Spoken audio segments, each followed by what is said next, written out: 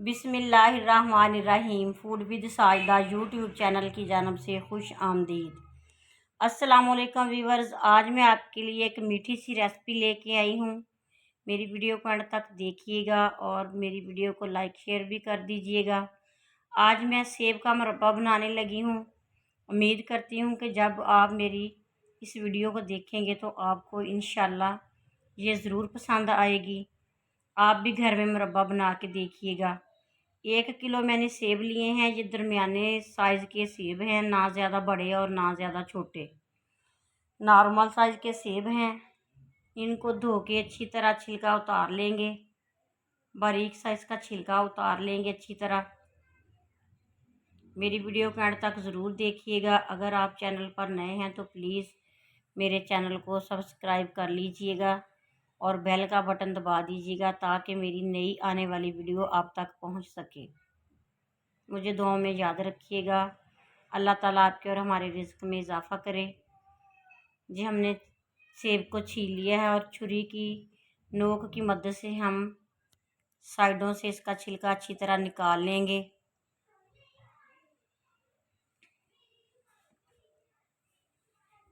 आप भी इस रेसिपी को बनाने की कोशिश कीजिएगा, आपको इंशाल्लाह पसंद आएगी। सेब छील के हमने पानी के अंदर रखने हैं। वैसे अगर हमने पानी के बगैर रख लिए तो इनकी रंगत बदल जाती है, इसलिए पानी में रखेंगे और कांटे की मदद से इसमें सुराख कर लेंगे ताकि जो चीनी और शीरा जो है इसके अंदर अच्छी तरह जज़ब हो जाए और सेब के अंदर मिठास पूरी चली जाए।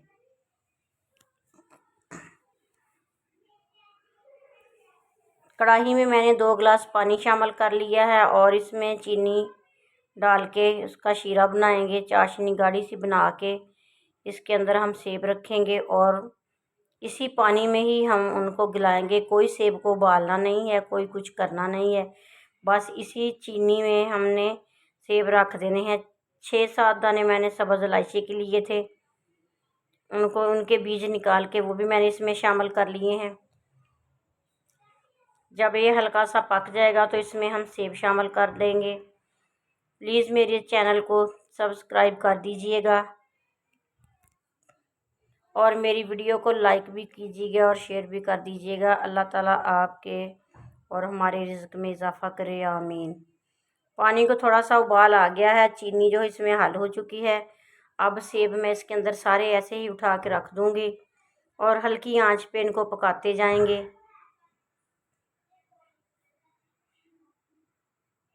हल्की आंच पर पकाएंगे, इनको ढक्कन दे देते हैं इसके ऊपर। ये देखिए हमने इनकी साइड चेंज कर ली है। इसी पानी के अंदर इन्होंने अच्छी तरह गल जाना है, ज़्यादा और पानी डालने की ज़रूरत नहीं है और ना ही इसका शीरा हमने पहले गाढ़ा करना है। बस हल्की सी चीनी जब हल हो जाए तो इसके अंदर सेब रख देने हैं। ये बड़ी मीठी सी रेसिपी है और जल्दी में बन जाती है। मीठे में मेहमानों को भी पेश कर सकते हैं, बच्चे भी बहुत शौक़ से खाते हैं। आप भी मेरी वीडियो को ज़रूर लाइक और शेयर कीजिएगा और मेरी इस रेसिपी को बनाने की कोशिश कीजिएगा। अल्लाह ताला आपके और सबके रिज़्क़ में इजाफ़ा करे, आमीन। ये देखें, कांटे की मदद से हम देख रहे हैं ये अभी तक पूरे गले नहीं हैं। इनको हम और उबाल देंगे और इसकी चाशनी जो है काफ़ी हद तक गाढ़ी करेंगे।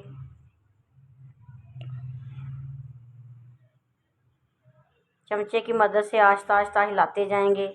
आंच इसकी बिल्कुल हल्की रखेंगे।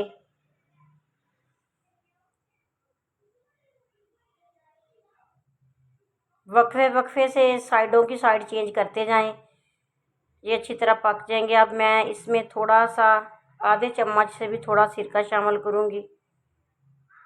वाइट सिरका जो है वो शामिल करूँगी ताकि ये अच्छी तरह गल भी जाएं और इनका जायका जो है वो भी थोड़ा सा मज़ेदार सा हो जाए।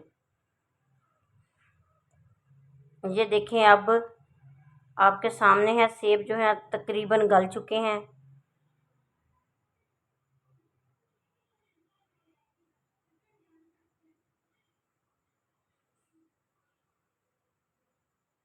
अब मैं इसमें 2 कतरे केवड़ा शामिल करूँगी। सिर्फ 2 कतरे शामिल करने हैं। ज़्यादा नहीं डालना। और चमचे की मदद से इनको अच्छी तरह हिला लेंगे। तकरीबन हमारा सेब का मुरब्बा जो है अब तैयार हो चुका है। खुद भी खाएं और मेहमानों को भी पेश करें। मुझे दुआ में याद रखिएगा और प्लीज़ मेरे चैनल को सब्सक्राइब कर दीजिएगा। ये आपका इनाम होता है हमारे लिए। मुझे दुआ में याद रखिएगा। माशाल्लाह से हमारा सेब का मुरब्बा तैयार हो चुका है। अब हमने इसको शीशे के प्यारे से बाउल में निकाल लिया है।